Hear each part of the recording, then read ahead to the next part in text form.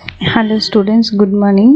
This is the previous slide. Organism become better adaptation to the change their environment அப்படின்றது நம்ம previous ஸ்லைடில் பார்த்தோம். ஒரு ஆர்கானிசம் என்விரான்மெண்ட்டுக்கு ஏற்ற மாதிரி தன்னை எப்படி அடாப்ட் பண்ணிக்குதுன்றதை பார்த்துருப்போம். In this part we'll talk about objection Darwinism. Some objection raised against the Darwinism.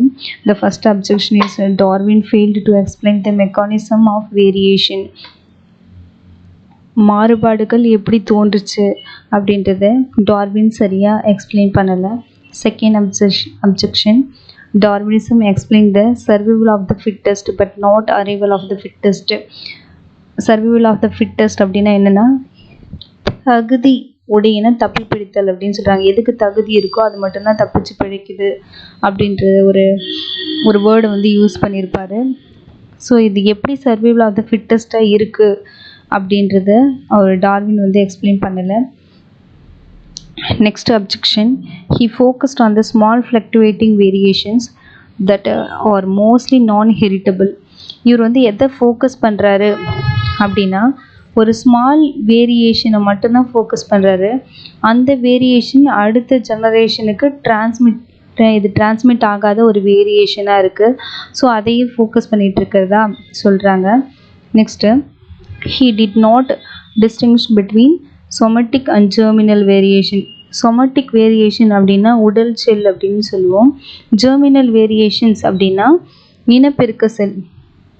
உடல் செல்லுக்கும் இனப்பெருக்க செல்லுக்கும் மாற்றங்களை வந்து அவர் வந்து எக்ஸ்பிளைன் பண்ணலை அப்படின்னு சொல்கிறாங்க. சொமட்டிக் செல்ஸுக்கும் ஜெர்மினல் செல்ஸுக்கும் என்ன ஒரு வேரியேஷன்ஸ் இருக்குது அப்படின்றத அவர் வந்து எக்ஸ்பிளைன் பண்ணலைன்றது அடுத்த objection. Final, he could not explain the occurrence of the vestigial organs. vestigial organs ஏன் இருக்குது அப்படின்றத எக்ஸ்பிளைன் பண்ணலை.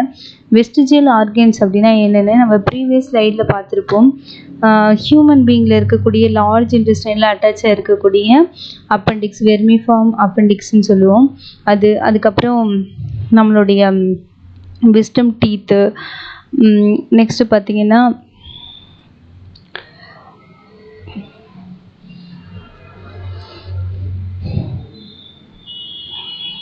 நம்மளுடைய காக்கி போன், இதெல்லாம் வெஸ்டிஜியல் ஆர்கன்னு சொல்லுவோம். காக்கி போன் இதெல்லாம் பார்த்தீங்கன்னா இதுக்கு முன்னாடி நம்மளோட ஆன்சிஸ்டருடைய கேரக்டர், இதுக்கு முன்னாடி நம்மளுக்கு யூஸ்ஃபுல்லாக இருந்திருக்கலாம்.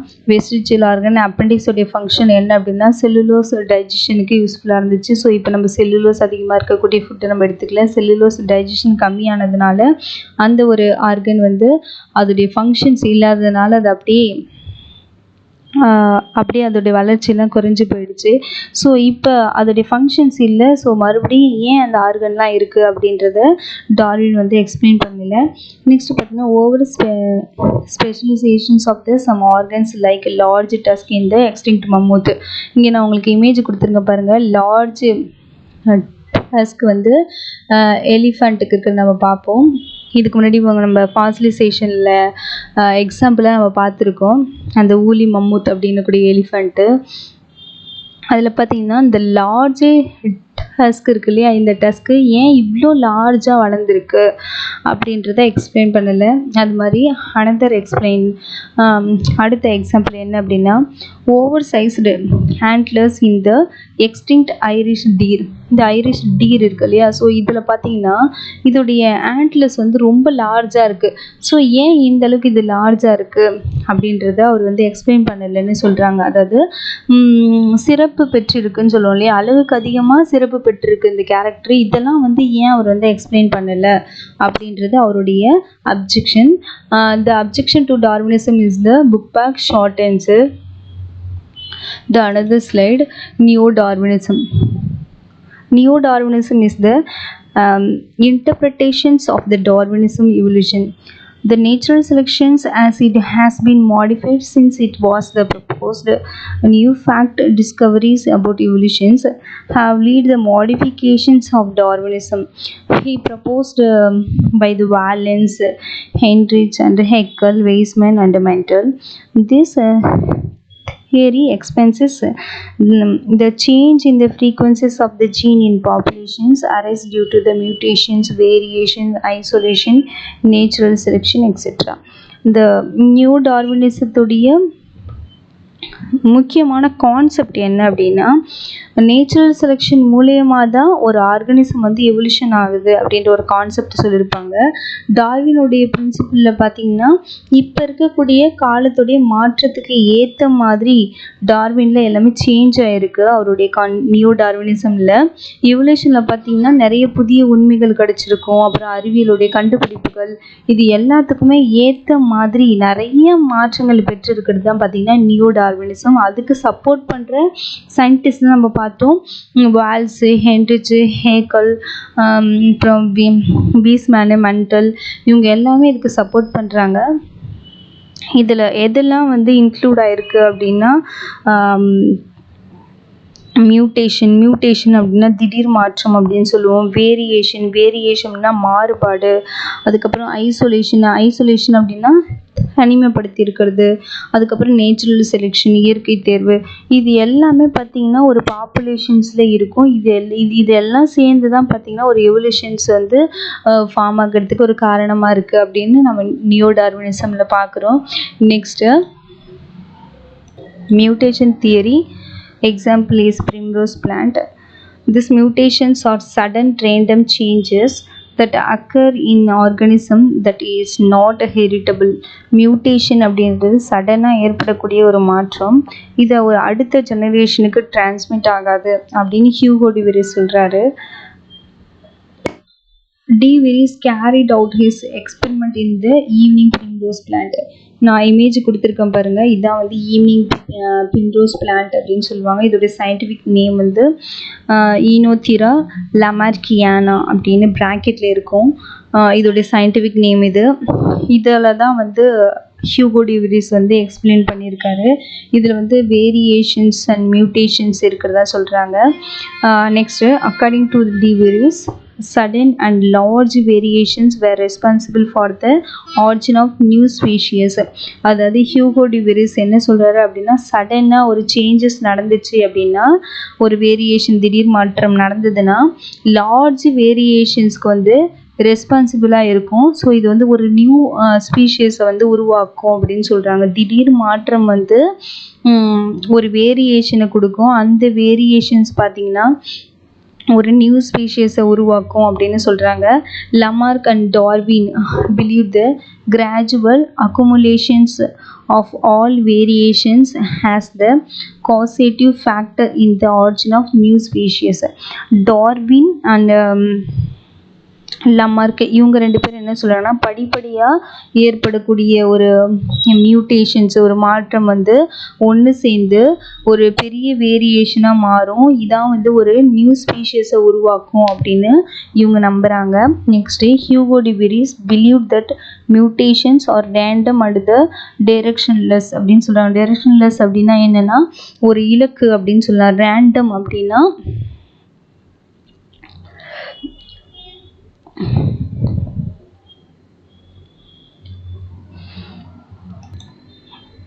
சீரற்ற அப்படின்னு அர்த்தம்.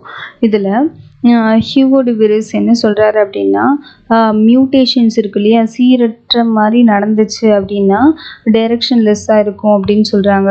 அதாவது திடீர் மாற்றம் அப்படின்றது சீரற்ற மற்றும் இலக்கற்ற ஒன்றாக தான் இருக்குது அப்படின்னு சொல்லிட்டு நம்புகிறாரு. Next Darwin variation are small directional அப்படின்னு சொல்கிறாங்க. டைரக்ஷனல் அப்படின்னா ஆல்ரெடி நம்ம பார்த்தது இலக்கு அப்படின்னு சொல்கிறது. டார்வின் அவருடைய ஆதரவாளர்கள்லாம் என்ன சொல்கிறாங்க அப்படின்னா, சிறிய மற்றும் இலக்கு கொண்டது அப்படின்னு சொல்லிட்டு நம்புகிறாங்க. இதுதான் வந்து நம்ம இப்போ பார்த்த ஷார்ட் ஆன்சரு. இதில் மியூட்டேஷன் தியரி யார் எக்ஸ்பிளைன் பண்ணாங்க அப்படின்றது 1 மார்க் கொஷின்ஸில் வரும். எக்ஸ்பிரிமெண்ட்டுக்கு என்ன பிளான்ஸ் யூஸ் பண்ணாங்க அப்படின்றது படிக்கணும். அதோடைய பிரிம்ரஸ் பிளான்ட்டுன்னு மட்டும் அதை படிக்காமல் அதோடைய சயின்டிஃபிக் நேம் இருக்கும். அதோடைய ப்ரொனன்சியேஷன்ஸ் வந்து சைலண்ட்டு. ஈனோத்திரா லமார்கியானா அப்படின்றது அதோடைய scientific name. Next slide, salient feature of mutation theory. Mutation or discontinuous variations are transmitted to other generation. திடீர் மாற்றம் அப்படி இல்லைன்னா தொடர்ச்சியற்ற மாறுபாடுகள் வந்து அடுத்த தலைமுறைக்கு கடத்தப்படும் தன்மை கொண்டது அப்படின்னு சொல்கிறாங்க. In naturally breeding populations mutations occur from the time to time. அதாவது இயற்கையாக இனப்பெருக்கத்தை செய்யும்போது ஒரு கூட்டத்தில் பார்த்தீங்கன்னா திடீர் மாற்றம் கண்டிப்பாக இருக்கும் அப்படின்னு சொல்கிறாங்க. நேச்சுரல் ப்ரீடிங் அப்படின்னா இனப்பெருக்கம். அதில் பார்த்தீங்கன்னா நேச்சுரல் ப்ரீடிங் நடக்கும்போது கண்டிப்பாக அதில் மியூட்டேஷன் இருக்கும்னு சொல்கிறாங்க. There are no intermediated form as they are fully fledged. அப்படின்னா என்னென்னா திடீர் மாற்றம் வந்து ஒரு முழுமையான நிகழ்வு. அதனால் இடைப்பட்ட எந்த ஒரு உயிரையும் பார்க்க முடியாது. இன்டர்மீடியேட் ஆர்கானிசம்லாம் வந்து ஃபார்ம் ஆகிறதுக்கு பாசிபிள் இல்லை அப்படின்னு சொல்கிறாங்க. They are strictly subjected to natural selection. அதாவது திடீர் மாற்றம் வந்து இயற்கை தேர்வுக்கு உட்பட்டது. This is the short answer. Modern synthetic theory, civil right, Fisher, Mayer, Huxley, Dobzhansky, Simpson and Haeckel explain the natural selection in the light of post-Darwin discoveries. According to this theory, gene mutation, chromosomal mutation, genetic recombination, natural selection and reproductive isolations are the 5 bases of the involved in the process of organic evolutions. Gene mutations refer to the change in the structure of gene. It also called gene or point mutations. It alter the phenotype of an organism and produce the variations in the offspring. இப்போ உங்களுக்கு நான் image கொடுத்துருக்கேன். அந்த இமேஜில் நம்ம டிஃப்ரெண்ட்டான ஒரு அனிமலை நம்ம பார்க்கலாம். இல்லை ஜீன் மியூட்டேஷன்ஸ் அப்படின்னா என்னென்னா நம்மளுடைய ஜீனுடைய ஸ்ட்ரக்சரில் சடனாக வந்து ஏதாவது சேஞ்சஸை காஸ் பண்ணியிருக்கோம். அதை நம்ம ஜீன் மியூட்டேஷன் அப்படின்னு சொல்கிறோம். இதில் ஆல்டர் த ஃபீனோடைப் அப்படின்னாலே மார்ஃபாலஜி அப்படின்னு சொல்லுவோம். ஃபீனோடைப்னா மார்ஃபாலஜினா புற அமைப்பு. இப்போ நம்மளுடைய புற அமைப்பு பார்க்கும்பொழுது இதில் வந்து பார்த்திங்கன்னா வேரியேஷன்ஸ் இருக்கும். இந்த வேரியேஷன்ஸ் அதோடைய ஆஃப்ஸ்ப்ரிங்குக்கு டிரான்ஸ்மிட் ஆகும். ஆஃப்ஸ்ப்ரிங் அப்படின்னா அதோடைய பிள்ளைகள் அப்படின்னு சொல்லுவோம். அதோடைய ஜெனரேஷனுக்கு டிரான்ஸ்மிட் ஆகும். இப்போ முன்னாடி நான் ஸ்குரிலுடைய இமேஜ் கொடுத்துருக்கேன். நம்ம இது வரைக்கும் இந்த ஒயிட் கலர் ஸ்குரில் நம்ம பார்த்துருக்க மாட்டோம். ஸோ இதில் ஜீன் மியூட்டேஷன்ஸ் நடந்திருக்கிறதுனால நம்ம இது மாதிரி டிஃப்ரெண்ட் கலர் ஆஃப் அனிமல்ஸ் நம்ம பார்க்க முடியுது. இதோடைய ஐ கலர் கூட பாருங்கள். ஐ கலர் வந்து ஒரு டிஃப்ரெண்ட்டான ஒரு ஐ கலர் இருக்குது. ஸோ இந்த ஜீன் மியூட்டேஷன்ஸ் நடக்கிறது மூலயமா நம்மளுடைய மார்ஃபாலஜியில் இருக்கக்கூடிய நிறைய சேஞ்சஸ் பார்க்கலாம். அதுக்கப்புறம் நான் பக்கத்தில் ஒரு பிளான்ட்டோடைய இமேஜ் கொடுத்துருக்கேன். அந்த பிளான்ஸில் அந்த ஃப்ளவர் பார்த்திங்கன்னா நம்ம ஒரே மாதிரி சேம் கலர் இருக்கக்கூடியது நம்ம பார்த்துருப்போம். நார்மலாக பார்த்திங்கன்னா நேச்சுரலாக ரெட் கலர் இருக்கக்கூடிய ஹைபிஸ்கஸ் ரோசா சைனசிஸ் பார்த்துருப்போம். ஸோ இப்போ நம்ம பார்க்குறது பார்த்திங்கன்னா டபுள் கலராக இருக்கிறத பார்க்குறோம். இது எது மூலயமா நடக்குது அப்படின்னா ஜீன் மியூட்டேஷன்ஸ் காரணமாக இது மாதிரி டிஃப்ரெண்ட் மார்ஃபாலஜி இருக்கக்கூடிய ஒரு கேரக்டரை பார்க்குறோம். ஸோ இதோடைய ஜெனரேஷன் பார்த்திங்கன்னா இதே மாதிரியான ஒரு கேரக்டர் தான் டிரான்ஸ்மிட் ஆகும். இது எதுக்கு எக்ஸாம்பிள் அப்படின்னா ஜீன் மியூட்டேஷன்ஸ்க்கு எக்ஸாம்பிள். அண்ட் அனதர் ஒன் வந்து குரோமோசோமல் மியூட்டேஷன்ஸை தான் நெக்ஸ்ட்டு பார்க்க போகிறோம். குரோமோசோமல் மியூட்டேஷன்ஸ் இதில் வந்து 4 டைப்ஸ் இருக்குது. Chromosomal mutations refer to the change in the structure of chromosomes due to the deletion, addition, duplication, inversion and translocations. குரோமோசோமுடைய ஸ்ட்ரக்சர் சேஞ்ச் ஆகிறதுனால உருவாகக்கூடியது நம்ம குரோமோசோமல் மியூட்டேஷன் சொல்கிறோம். இதில் 4 டைப்ஸ் இருக்குது. ஃபஸ்ட்டு டைப் வந்து deletion mean loss of the part of the chromosomes. குரோமோசோம்ஸோடைய particular part வந்து லாஸ் ஆகிறது நம்ம டெலிஷன்னு சொல்லுவோம். இது உங்களுக்கு பிக்சர் உங்களுக்கு புரியறதுக்காக ஒரு இமேஜ் கொடுத்துருக்கேன் பாருங்கள். இதில் நான் ஒரிஜினல் குரோமோசோம்ஸோடைய பிக்சர் வந்து இன்செர்ட் பண்ணியிருக்கேன். ஒரிஜினல் குரோமோசோம்ஸோடைய சீக்வன்ஸு ஒரு எக்ஸாம்பிளுக்காக கொடுத்துருக்கேன். ABCDEFன்னு கொடுத்துருக்கேன். இப்போ பாருங்கள் டெலிஷன்ஸில் என்ன நடந்திருக்கு அப்படின்னா மேலே ஒரிஜினல் குரோமோசோம்ஸ் டெலிஷனில் இன்செர்ட் பண்ணியிருக்கேன். இப்போ டெலிஷன் அப்படின்னா என்னென்னா ABCDEFன்ற ஜீன்ஸ் இருக்கணும் இல்லையா, அலீல்ஸ் இருக்கணும். ஸோ இதில் ஒன்று மட்டும் அந்த Bன்றது டெலிட் ஆயிருக்கு. ஸோ இது மாதிரி நம்மளுடைய குரோமோசோம்ஸில் ஏன்னா ஒரு பர்டிகுலர் பார்ட்டு லாஸ் ஆகிறது டெலீட் ஆகிறது நம்ம டெலிஷன் அப்படின்னு சொல்லுவோம். நெக்ஸ்ட் வந்து டூப்ளிகேஷன் அப்படின்னா extra copy made of part of chromosomes. நம்மளுடைய ஒரிஜினல் குரோமோசோம்ஸுடைய இமேஜ் இருக்குது. இப்போ டூப்ளிகேஷன் பாருங்கள். எக்ஸ்ட்ரா ஒரு பார்ட் இது கூட ஆட் ஆகுறது, அதான் டூப்ளிகேஷன் அப்படின்னு சொல்லுவோம். Duplication extra. இப்போ பாருங்கள், ABCDEFன்றது நார்மலாக இருக்கக்கூடிய குரோமோசோம்ஸுடைய சீக்வன்ஸு. இப்போ கீழே பார்த்தீங்கன்னா எக்ஸ்ட்ரா ஒரு B வந்து ஆட் ஆகிருக்கு இல்லையா, இதை தான் நம்ம டூப்ளிகேஷன் அப்படின்னு சொல்கிறோம். ஒரிஜினல் இல்லாமல் இன்னொரு அதே மாதிரி ஒன்று வந்து அது கூட ஆட் ஆகிருக்கிறது. Next inversion. Inversion is the reverses directional of the part of chromosomes. இப்போ பார்த்தீங்கன்னா நார்மல் இதோடைய ஒரிஜினல் குரோமோசோம்ஸ் உடைய இமேஜ் இங்கே மேலே கொடுத்துருக்கேன். இப்போ பாருங்கள், இல்லை பாருங்கள், இதில் ஏவுக்கு அப்புறம் பி வரும், பிக்கு அப்புறம் சி இருக்குமா. இப்போ ரிவர்ஸில் பார்த்தீங்கன்னா இது வந்து அரேஞ்ச் ஆகிருக்கு, ABCன்னு வர்றதுக்கு பதில் CBன்னு அரேஞ்ச் ஆகிருக்கு இல்லையா. ஸோ இது மாதிரி ரிவர்ஸில் போயிட்டு அட்டாச்மெண்ட் ஆகிறது நம்ம என்ன சொல்லுவோம், இன்வர்ஷன் அப்படின்னு சொல்லுவோம். Next translocation. டிரான்ஸ்லொகேஷன்ஸ் அப்படின்னா part of the one attach to another chromosomes. இப்போ ஒரு குரோமோசோம்ஸில் இருக்கக்கூடியது அடுத்த குரோமோசோம் போயிட்டு அட்டாச் ஆகிறது.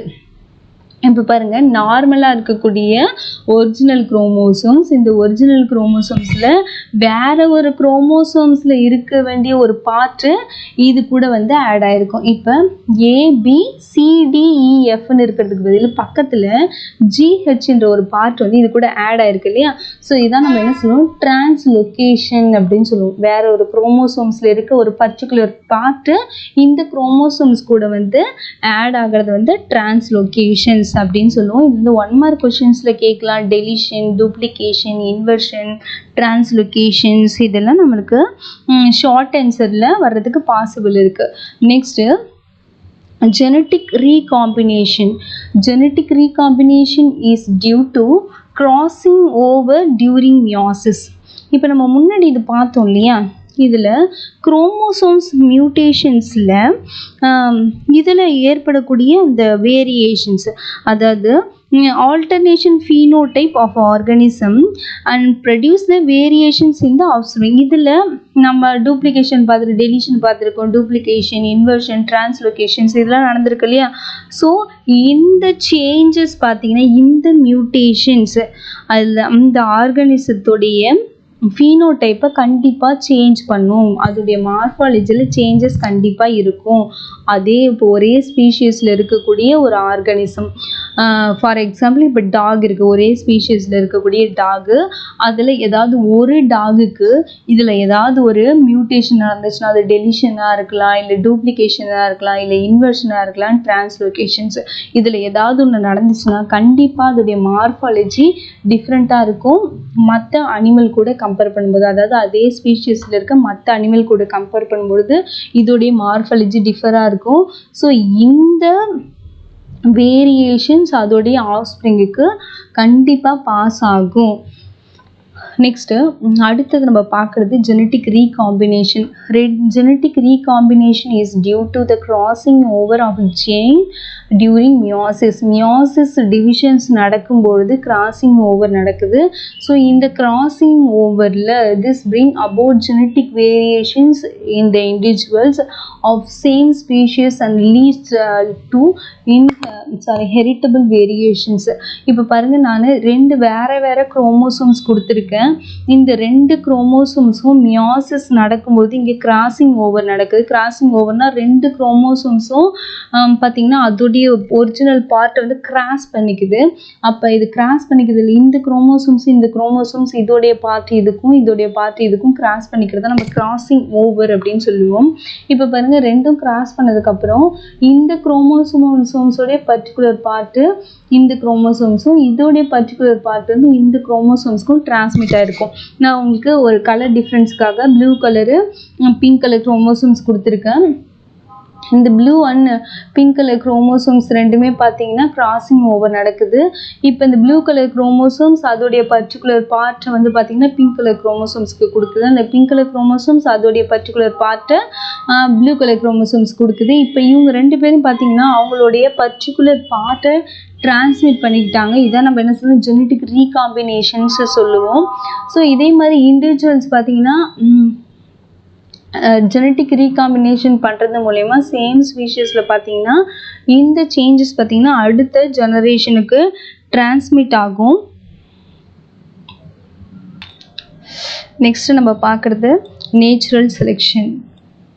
Natural selection does not produce any genetic variations, but once such variations occur, it favors some genetic changes while rejecting other driving force of evolutions. Genetic natural selection அப்படின்றது என்ன அப்படின்னா எந்தவித மரபணுக்களும் பார்த்திங்கன்னா மாறுபாடுகளே வந்து ஏற்படுறது கிடையாது. ஆனால் இதுக்கு இருக்கக்கூடிய இந்த தேர்வு சக்தி சில மாற்றங்களை வந்து உயிரினத்தில் வந்து பார்த்திங்கன்னா அனுமதிக்குதுன்னு சொல்கிறாங்க. இந்த மாற்றம் வந்து கண்டிப்பாக வந்து ஏற்றுக்கலை. இது வந்து இந்த மாற்றம் வந்து அந்த ஆர்கானிசம் வந்து பார்த்திங்கன்னா ரிஜெக்ட் பண்ணிடுது. ஸோ இது வந்து பார்த்திங்கன்னா இவல்யூஷன்ஸ்க்கு ஒரு ஃபோர்ஸாக இருக்குது, ஒரு உந்து சக்தியாக இருக்குதுன்னு சொல்கிறாங்க. பார்த்திங்கன்னா இதில் நான் ஒரு எக்ஸாம்பிள் கொடுத்துருப்பேன், பீட்டில்ஸோடைய எக்ஸாம்பிள் கொடுத்துருக்கேன். இப்போ பார்த்திங்கன்னா இந்த ஆர்கானிசத்தில் வேரியேஷன்ஸ் இருக்குது அப்படின்னு சொல்கிறாங்க. அதனால் அடுத்த ஜெனரேஷனுக்கு டிரான்ஸ்மிட் ஆகிறது கிடையாது. ஓகேங்களா? நேச்சுரல் செலெக்ஷன்ஸு அப்படின்னா என்னென்னு கொடுக்குறேன். இப்போ நார்மலாக பார்த்தீங்கன்னா பீட்டில்ஸ் இருக்குது, க்ரீன் கலர் பீட்டில்ஸ் இருக்குது, இப்போ வேறு ஒரு கலர் பீட்டில்ஸு, கொஞ்சம் ப்ரௌன் கலர் பீட்டில்ஸ் மாதிரி நான் கொடுத்துருக்கேன். இப்போ இந்த 2 பீட்டில்ஸும் பார்த்தீங்கன்னா இருக்குது. இப்போ எந்த பீட்டில்ஸ் அதிகமாக வந்து அஃபெக்ட் ஆகுது அப்படின்னா க்ரீன் கலர் பீட்டில்ஸ் வந்து அதிகமாக வந்து அஃபெக்ட் ஆகுது. இது ஒரு எக்ஸாம்பிளுக்காக உங்களுக்கு நான் இந்த இமேஜ் கொடுத்துருக்கேன். ஸோ இது நீங்கள் எக்ஸாம்பிளாக வந்து எழுத வேண்டாம். இப்போது ஆர்கானிசம் நேச்சுரல் செலெக்ஷன் அப்படின்னா வந்து எந்த ஆர்கானிசம் வேணாலும் நேச்சுரல் வந்து செலக்ட் பண்ணலாம். இப்போ எது வந்து வேரியேஷன்ஸ் இருக்கோ அது மட்டும்தான் அடுத்த ஜென்ரேஷனுக்கு மூவ் ஆகுதுன்னு பார்க்குறோம். ஸோ இப்போ எது வந்து அதிகமாக ஒரு ஆர்கானிசத்துக்கு பிடிக்குதோ அது கண்டிப்பாக வந்து சஃபர் ஆகுது. ஸோ மற்றது பார்த்திங்கன்னா சஃபர் ஆகலை. மற்ற ஆர்கானிசம் இதோடைய ஃபீனோடைப்பை சேஞ்ச் பண்ணிக்கிச்சுன்னா, இது மார்ஃபனுடைய கலர் வந்து சேஞ்ச் பண்ணிக்கிச்சுன்னா இது கண்டிப்பாக வந்து அஃபெக்ட் ஆக போகிறது கிடையாது. ஆனால் வந்து இது மார்ஃபனேஜ் கலரை இதால் சேஞ்ச் பண்ணிக்க முடியாது. ஏன் அப்படின்னா இதில் நம்ம நேச்சுரல் செலெக்ஷனில் இதில் நம்ம என்ன பார்க்குறோம் அப்படின்னா ஜெனட்டிக் வேரியேஷன்ஸ் வந்து ப்ரொடியூஸ் பண்ணலை. ஆனால் வந்து அந்த வேரியேஷனை வந்து இது என்ன பண்ணிக்குது அப்படின்னா ஏற்றுக்குது அப்படின்னு சொல்கிறாங்க. இப்போ பாருங்கள், எந்த பாப்புலேஷன்ஸ் லெவல் வந்து அதிகமாக இருக்கோ அது நேச்சுரல் செலெக்ஷன் மூலயமா அது கண்ட்ரோல் பண்ணுது. கம்மியாக இருக்கக்கூடிய பாப்புலேஷன் வந்து இன்க்ரீஸ் ஆகுது. நெக்ஸ்ட் நம்ம பார்க்க போகிறது reproductive isolations. Reproductive isolations help in the preventing interbreeding between the related organism. இப்போ ஒரே ஸ்பீஷீஸில் இருக்கக்கூடிய ஆர்கானிசம் மட்டும்தான் பார்த்திங்கன்னா மேட்டிங்கில் இன்வால்வ் ஆகும். மற்ற ஆர்கானிசம் மேட்டிங்கில் இன்வால்வ் ஆக முடியாது. மேட்டிங் அப்படின்னா இனப்பெருக்கம்னு சொல்லுவோம். ஒரே ஸ்பீஷீஸில் இருக்கக்கூடிய ஆர்கானிசம் மட்டும்தான் இனப்பெருக்கத்தில் இன்வால்வ் ஆக முடியும். இன்வால்வ் ஆகிட்டு ஒரு யங் ஒன்ஸை ப்ரொடியூஸ் பண்ண முடியும். ஃபார் எக்ஸாம்பிள் இப்போ நம்ம என்ன பண்ணுறோம் அப்படின்னா ஹார்ஸு அண்ட் டாங்கி ரெண்டுமே பார்த்திங்கன்னா மேட்டிங்கில் நேச்சுரலாக இன்வால்வ் ஆகாது. சப்போஸ் நம்ம ஆர்டிஃபிஷியலாக இவங்களுக்கு நம்ம ப்ரீடிங் பண்ணோம் அப்படின்னா இதில் வந்து ஒரு ஆர்கானிசம் ப்ரொடியூஸ் ஆகுது. இது நம்ம மியூலுன்னு சொல்லுவோம். இது வந்து ஸ்டெரைலாக இருக்கும். இது பார்க்குறதுக்கு ஃப்ரண்ட்டில் பார்க்குறதுக்கு ஹார்ட்ஸ் மாதிரியும் பேக்கில் பார்க்குறதுக்கு இது வந்து டாங்கி மாதிரி இருக்கும். ஸோ இந்த ஆர்கானிசம் இப்போ நமக்கு கிடச்சிருக்க இந்த மியூலு இதால் அடுத்த ஒரு ஜெனரேஷனை பார்த்திங்கன்னா உருவாக்க முடியாது. ஏன்னா ஸ்டெரைலாக இருக்கும். இதை தான் நம்ம என்ன சொல்கிறோம், ரீப்ரொடக்டிவ் ஐசோலேஷன்னு சொல்கிறோம். சேம் ஸ்பீஷியஸ் ஒன்று சேர்ந்து மேட்டிங்கில் இன்வால்வ் ஆகிட்டு ஒரு யங் ஒன்ஸை ப்ரொடியூஸ் பண்ணுறது தான் நம்ம ரீப்ரொடக்டிவ் ஐசோலேஷன்னு சொல்கிறோம். வேறு இப்போ டாங்கியும் ஹார்ஸும் ஒன்று நேச்சுரலாக மேட்டிங்கில் இன்வால்வ் ஆகிட்டு யங் ஒன்ஸை ப்ரொடியூஸ் பண்ண முடியாது. ஃபார் எக்ஸாம்பிள் இன்னும் உங்களுக்கு புரிகிற மாதிரி சொல்லணும் அப்படின்னா நான் இங்கே வந்து டாக் ஃபேமிலி கொடுத்துருக்கேன். இப்போ டாக் அப்படின்னா காமனாக எல்லாமே இதில் இருக்கிறது எல்லாமே நம்ம டாகுன்னு சொல்லுவோம் இல்லையா. இப்போ டாகுன்றது ஒரு ஃபேமிலி. ஸோ இந்த இதில் எந்த டாக் வேணால் எது கூட வேணால் மேட்டிங்கில் இன்வால்வ் ஆகிட்டு யங் ஒன்ஸ் ப்ரொடியூஸ் பண்ணுமான்னு கேட்டால் கண்டிப்பாக ப்ரொடியூஸ் பண்ணாது. இதை தான் நம்ம ரீப்ரொடக்டிவ் ஐசோலேஷன்னு சொல்கிறோம். இனப்பெருக்கம் சம்மந்தப்பட்டு இது எப்படி இருக்குன்னா எல்லா டாகுமே தனிமைப்படுத்தப்படுது. இப்போ சேம் ஸ்பீஷீஸில் இருக்கக்கூடிய டாக் மட்டும்தான் இதில் பார்த்தீங்கன்னா மேட்டிங்கில் இன்வால்வ் ஆகும். ஃபார் எக்ஸாம்பிள் நம்ம ரோட்டில் இருக்கக்கூடிய டாகெல்லாம் பார்த்துருக்கோம் இல்லையா, அந்த ரோட்டில் இருக்கக்கூடிய அந்த ரோட்டில் இருக்கக்கூடிய டாகு கூட மட்டும்தான் மீட்டிங்கில் இன்வால்வ் ஆகிட்டு ஒரு யங்மன்ஸ் ப்ரொடியூஸ் பண்ணும். ஒரு டாக் போயிட்டு இங்கே கீழே கொடுத்துருக்கலையா, ஸோ இது மாதிரி டாகு கூட போயிட்டு மீட்டிங்கில் இன்வால்வ் ஆகிட்டு ஒரு யங்மன்ஸை ப்ரொடியூஸ் பண்ண முடியுமான்னு கேட்டால் கண்டிப்பாக ப்ரொடியூஸ் பண்ண முடியாது. அது மாதிரி நம்ம வோடஃபோன் டாக்லாம் பார்த்துருப்போம் இல்லையா, அது மாதிரி டாகு இல்லை மற்ற டாகு கூட மீட்டிங்கில் இன்வால்வ் ஆகிட்டு ஒரு யங்மன்ஸை ப்ரொடியூஸ் பண்ண முடியுமான்னு கேட்டால் கண்டிப்பாக ப்ரொடியூஸ் பண்ண முடியாது. இதுதான் நம்ம ரீப்ரொடக்டிவ் ஐசோலேஷன்னு சொல்லுவோம். ஸோ ஒரு சேம் ஸ்பீஷியஸ் இருக்கக்கூடிய அனிமல் மட்டும்தான் மேட்டிங்கில் இன்வால்வ் ஆகும். வேறு ஸ்பீஷியஸில் இருக்கக்கூடிய ஆர்கானிசம் மேட்டிங்கில் இன்வால்வ் ஆகாது. இதுதான் ரீப்ரொடக்டிவ் ஐசோலேஷன்ஸ்.